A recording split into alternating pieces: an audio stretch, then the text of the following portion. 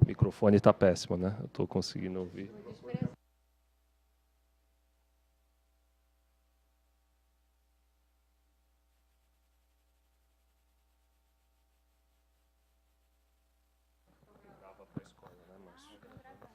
Mas será que tem outro? Bom, eu vou segurar aqui.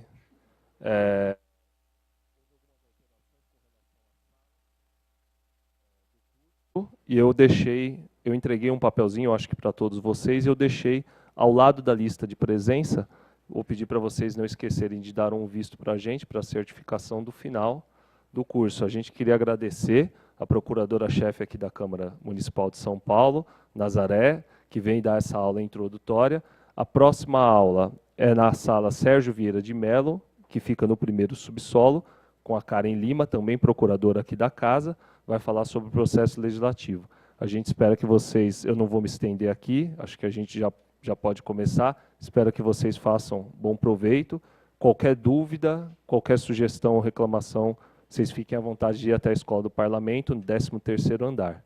Bom curso para vocês, uma boa tarde. Até logo. Só que eu acho que era bom pegar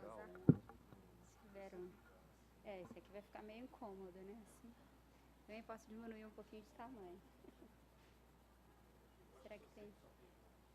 Só tem esse móvel? Bom, eu vou tentar. Que precisa mesmo, né? O microfone.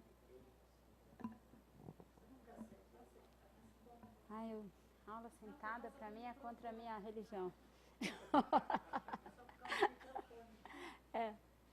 Vamos ver se eles conseguem aí um suporte.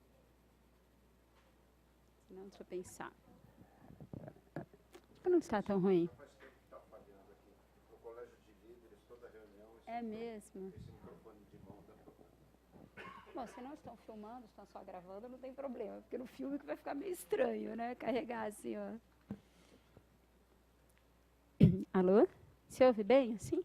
Então, eu vou tentar me localizar aqui com este microfone não exatamente móvel, mas vamos tentar. Então, boa tarde a todos.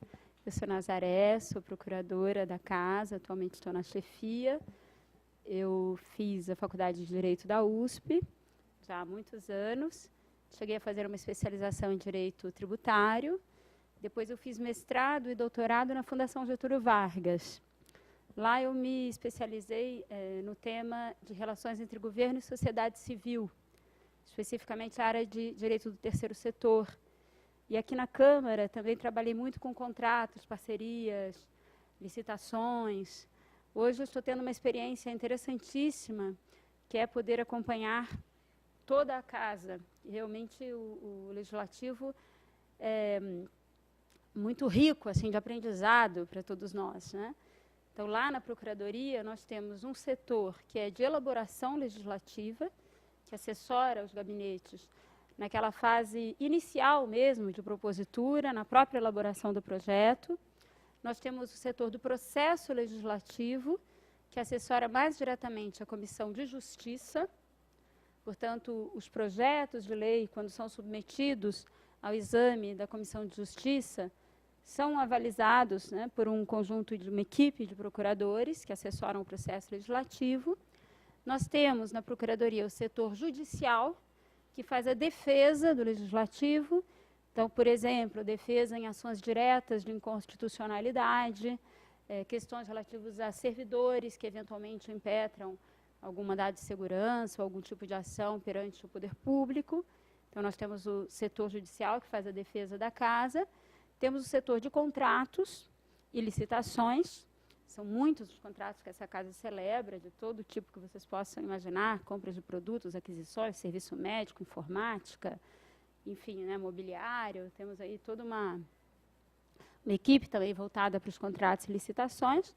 Temos ainda uma equipe do setor jurídico administrativo. Então, todas as questões relativas a funcionalismo, aposentadoria, tudo isso é tratado também no âmbito da Procuradoria.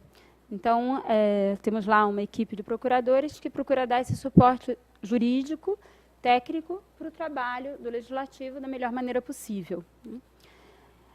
Então, já estou apresentando não só, né, a mim, mas também a toda a equipe, né, da Procuradoria.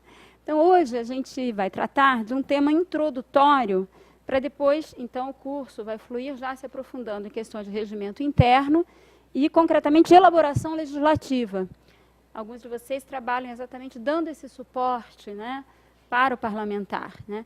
Então, a ideia dessa primeira aula é uma aula um pouquinho mais panorâmica, que eu tenho certeza que traz ideias que todos vocês já conhecem, talvez apenas esquematizado de uma nova maneira, que é o tema da tripartição dos poderes, da organização do Estado e, neste cenário, o papel específico do Poder Legislativo. Então, eu gosto de começar, né, esse tipo de apresentação pensando que o Estado não é algo tão antigo assim. Ele é um fenômeno da Idade Moderna, é de 500 anos para cá que começa a surgir o fenômeno estatal. E este Estado passou por transformações profundas, mas relativamente rápidas, e é nesse contexto que a gente insere o tema do Poder Legislativo. Então, o primeiro grande teórico, né, do Estado foi Nicolau Maquiavel, né, um autor do século XV, nasceu na cidade de Florença, teve esse privilégio, né, e ele foi o primeiro grande teórico, né, do Estado, tal como a gente o concebe hoje, ou seja, um território com um governo soberano, que traz normas, enfim, atua representando aquela população. A ideia de um Estado, território, povo, soberania, é uma ideia que originariamente é descrita por Maquiavel, né? Na mesma época, um pouquinho depois, Thomas Hobbes vai desenvolver uma justificação para esse tipo de organização jurídica e política. Então, Thomas Hobbes vai fundamentar a necessidade disso, de um Estado soberano, sobre um território, né, com poderes, né, numa determinada concepção do ser humano, né? Segundo Thomas Hobbes, o homem é mau por natureza. Deixado a sua livre expansão, o que haveria na sociedade seria a guerra de todos contra todos. Né? Portanto, convém, né, um poder, uma força soberana sobre um determinado território que assegure segurança àquela população. Então, ele é um teórico, na verdade, de um Estado absoluto. Ele sugere que a relação entre o governo e o povo é uma relação de sujeição do povo em relação ao governante. Ele abre mão da sua liberdade para alcançar segurança, né?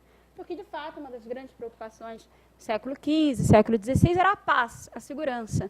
Antes do modelo, né, do Estado nacional, o que havia era ducados, principados, guerreando uns com os outros, né? Era assim o caso de Florença. Então, a ideia do Estado significa trazer mais paz e segurança. E, para isso, Hobbes vai idealizar e justificar, filosoficamente, a necessidade de um Estado soberano. Mas, no mesmo ano em que ele morre, 1632, vai nascer quem conhecemos como o pai do Estado liberal, que é John Locke. John Locke, ele é um autor já da Inglaterra, né? E ele vai idealizar o que para nós é tão familiar, né? A ideia de representação, ao lado da ideia dos direitos naturais. É um autor importantíssimo na história da filosofia política, John Locke. Tem uma influência notável, né, em todo o Ocidente. Esse autor do século XVII. Né? John Locke, ele vai entender o seguinte, que a relação que se estabelece entre o povo e o governante não é de sujeição, mas é de delegação, de representação. Né?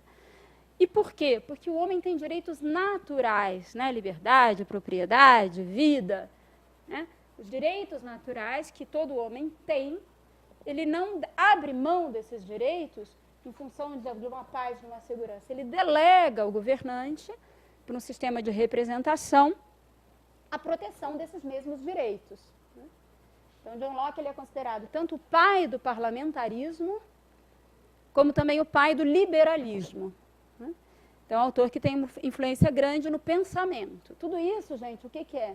É a formação de uma determinada concepção de Estado que vai se tornar hegemônica a partir do século XIX, especialmente. Então, aí há um conjunto de pensadores, filósofos, juristas, que vai, digamos, modelando e justificando esse modelo no qual nós vivemos. Nós somos cidadãos da República Federativa do Brasil, falamos uma determinada língua, um determinado espaço, território, temos governantes que são eleitos, que nos representam, internamente e externamente. Então, tudo isso, né, nós nascemos nesse ambiente. Mas isso é relativamente novo na história da humanidade, né? Vai ganhando essa conformação a partir do século XV, a partir desses grandes pensadores, filósofos e juristas. Outro autor fundamental, que é Montesquieu, né, já aqui nas vésperas da Revolução Francesa, ele vai encontrar, né, uma fórmula para que, de fato, o representante represente, que, de fato, o representante não se torne um governante absoluto, como seria mais fácil, vamos dizer assim. A gente está vivendo aqui exatamente a época dos Estados nacionais e Estados absolutos, né? Luís XIV vai dizer, o Estado sou eu, né? Eu estou acima da lei, eu governo, eu administro, por determinados fundamentos históricos, culturais, de realeza. O fato é que ele é reconhecido como governante, ele faz o que ele quiser, investido naquela posição. E nós obedecemos, nós seguimos aquelas orientações, aquelas diretrizes, aquelas normas, eventualmente. Pois bem, Montesquieu ele vai encontrar uma fórmula para submeter o poder, para que o poder, de fato, possa servir, né, ao coletivo. E essa fórmula que ele encontrou é a famosa tripartição das funções do poder. Mais do que tripartição do poder, é tripartição das funções do poder, né? O que significa isso, gente? Ele vai conseguir submeter o poder a uma norma. Não é um poder absoluto. E detalhe, quem elabora a norma não é quem faz cumprir a norma. E quem julga não é nem quem elabora, nem quem administra. É um poder independente, que é o poder judiciário. Então, hoje, se a gente abrir a nossa Constituição, está lá, poder executivo, poder legislativo, poder judiciário. Não só a nossa Constituição, como todas as constituições do Ocidente estão formatadas desse modo. Pois bem, essa fórmula mágica foi idealizada pelo Montesquieu. É um autor, portanto, importantíssimo. Ele tem uma obra, né, que se conhecida como O Espírito das Leis, né? É dele, né, uma frase também que se tornou célebre, né? O poder tende a corromper. E o poder absoluto corrompe absolutamente, né? Portanto, temos que encontrar uma maneira de submeter o poder à norma.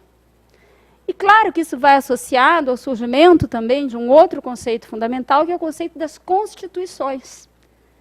Então, depois de Montesquieu, começa o movimento constitucionalista. Né? A gente conhece a Constituição Americana, 1776, depois a Constituição Francesa, 1789, 1791, logo depois da Revolução. Antes, né, a única experiência que havia assim, mais conhecida seria na Inglaterra, né, por umas características muito específicas, né, do continente lá, da ilha, né? Mas o fato é que esse modelo vai se tornar hegemônico, né, ao longo da história. Mas já estamos aqui às portas do século XIX. Né? E, finalmente, a gente vai encontrar em Rousseau o grande, digamos assim, teórico, filósofo do Estado democrático de direito. Por que ele vai dizer? Né, que essa norma deve ser elaborada pelo povo. Isso, digamos assim, torna real a ideia da representação. De fato, nós elegemos aqueles que irão elaborar a norma fundamental, que é a Constituição. Nesta norma fundamental vão estar estabelecidos como se alcança o poder, como se administra o poder, como se julga o poder, quais são os direitos fundamentais. Tudo isso é objeto de uma norma fundamental, que é a Constituição, ao qual todos obedecem, e que vai estabelecer esses mecanismos, né, que também é de Montesquieu essa expressão, freios e contrapesos entre o poder. Ou, em inglês, checks and balances, né? Ou seja, vamos equilibrar o executivo, o legislativo e o judiciário, de tal modo que não haja um poder tirano, que não se submeta a nenhuma norma. Ou que, uma vez que não se submeta, não seja julgado por isso. Percebem? Então, essa ideia, né, esse conjunto esse time, né, de pensadores, filósofos, juristas, vai conformar o que hoje nós conhecemos e vivemos, e é a nossa cultura, o Estado de Direito, né? Ou seja, o Estado onde o direito é soberano, não as pessoas. O Estado não sou eu, né? O Estado é a Constituição brasileira, que foi elaborada por uma maioria qualificada, representantes do povo, que estabelece sistemas de freios e contrapesos, temos aí o Executivo, o Legislativo e o Judiciário, e isso é o nosso dia a dia. Os governantes também são submetidos às normas e, eventualmente, podem ser julgados e até punidos se as desobedecerem, porque eles se submetem à norma tanto quanto qualquer cidadão. Tudo bem? Então, digamos assim, esse é o processo de formação do Estado tal como nós entendemos hoje, que é o Estado de Direito, que tem a Constituição como uma norma fundamental, que garante os direitos dos cidadãos, aquilo que John Locke havia estabelecido, justificado a partir da própria natureza do ser humano, né, e que Rousseau vai reforçar: todos os homens nascem livres e iguais, né, por um sistema de freios e contrapesos, vai se estabelecer uma democracia, o governo do povo. Segundo Rousseau, ao contrário de Hobbes, né, o homem é bom por natureza. Outra frase célebre, né? O homem é bom, a civilização que o corrompe, né? Então, a maioria acerta, a maioria tende a acertar. Esse é o postulado de Rousseau. Mas que maravilha! Vamos lá, já vou deixar de fazer aqui meu exercício de fortalecimento de braços, né? Então, isso daqui, em resumidas contas, é o que nós conhecemos como Estado de Direito, o Estado constitucional. E o que a gente vai ver exatamente ao longo das décadas posteriores vai ser esse modelo se tornando hegemônico em todo o Ocidente, em toda a Europa, em toda a América do Norte e do Sul. A nossa primeira Constituição é de 1824. Né? É uma Constituição outorgada, no caso, pelo imperador, né, Dom Pedro I. Depois vamos ter a Constituição republicana, já, né, depois do Segundo Império, né, em 1891. Depois já temos 34, aí o golpe 37, depois 46, depois 64, com a emenda lá de 67. E, finalmente, a Constituição Democrática de 1988. Mas é um modelo constitucionalista que, de algum modo, também se tornou, digamos assim, característico, né, da nossa nação. Então, esse é o paradigma, né, digamos assim, do Ocidente a partir do século XVIII. Né? E aqui, alguns detalhezinhos a mais. A Constituição, ela estabelece, em primeiríssimo lugar, os direitos fundamentais. Vida, liberdade, propriedade e depois outros, hein? Hoje o artigo 5º da Constituição é imenso, a quantidade de direitos que nós temos, e é logo no início da Constituição. Né? Primeira coisa, garantir os direitos dos cidadãos. Né? Então, nós não somos súditos, né? Somos representados, somos cidadãos, ou seja, habitamos na cidade, exercemos os nossos direitos civis. Né?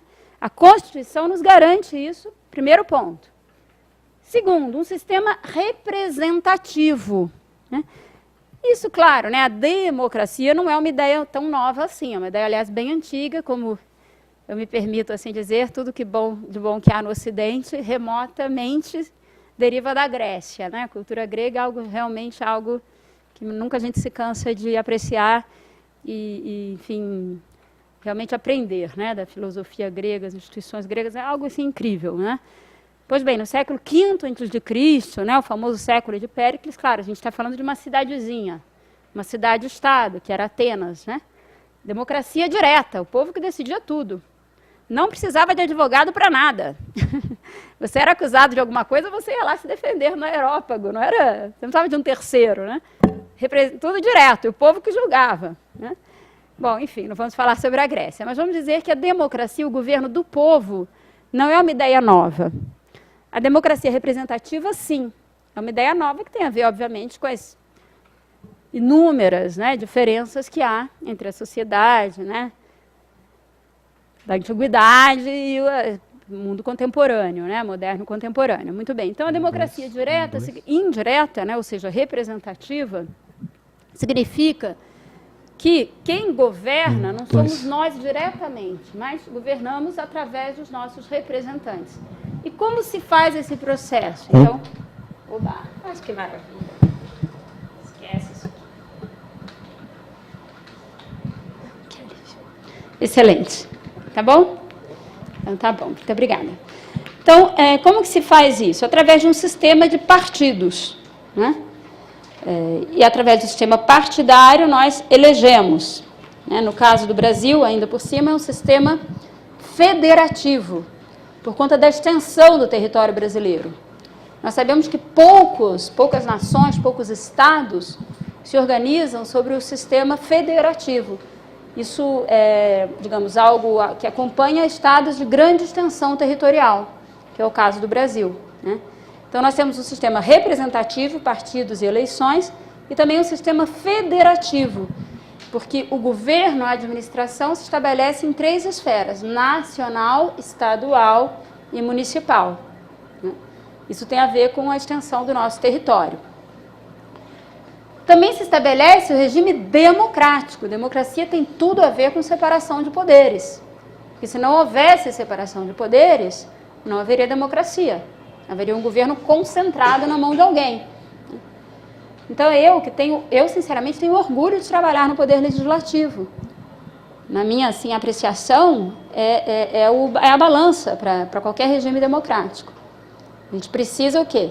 Da pluralidade. Representantes de diferentes, digamos assim, visões de mundo. E é no legislativo, aliás, no parlamento, parlare, falar, dialogar, que surgem, né, as inovações, né, as discussões, né? Portanto, quando o legislativo ele é como é hoje aqui, lamentavelmente, no nosso país, tão desprestigiado, vocês podem ter certeza que isso significa que a democracia está desprestigiada. Qualquer governo ditatorial ou totalitário, primeira providência é fechar o legislativo, calar o legislativo, primeira providência, sempre foi assim, né? Historicamente, porque o legislativo é o lugar da disenção, do confronto, do consenso, né? Então, é essencial a democracia, o poder legislativo. E tem a ver isso com separação de poderes. Não temos concentração nem no executivo, nem no judiciário, nem no legislativo. Quem legisla não governa, quem julga não legisla nem governa, né? Fundamentalmente, como funções essenciais. E no Brasil, federativo, União, Estados, Municípios. Então, esse é o famoso Estado de Direito. Ocorre que esse lindo modelo, né?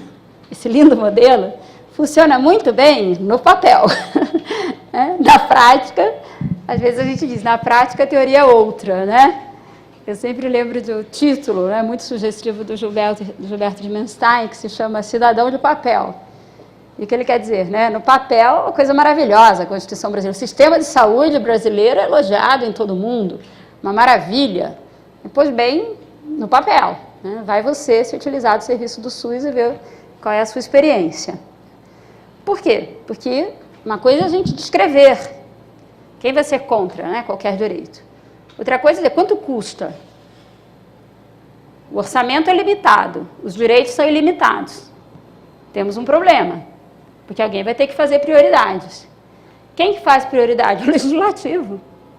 É no legislativo que se discute, né, o orçamento, fundamentalmente. E aí nós temos essas surpresas, que o Poder Judiciário resolve dizer, né, está aqui a doutora Ana Helena, que é uma especialista na matéria, né, que eu tenho direito à saúde, então a farmácia, sei lá, popular, tem que me fornecer aquele remédio caríssimo, mas tem um problema. Eu tenho recurso para todas as necessidades? Não tenho? Aí a gente fala, é a judicialização da política, o juiz agora está fazendo política pública. Como assim? Por quê? Pela simples razão de que a realidade é diferente do papel, né? Então, é preciso fazer opções.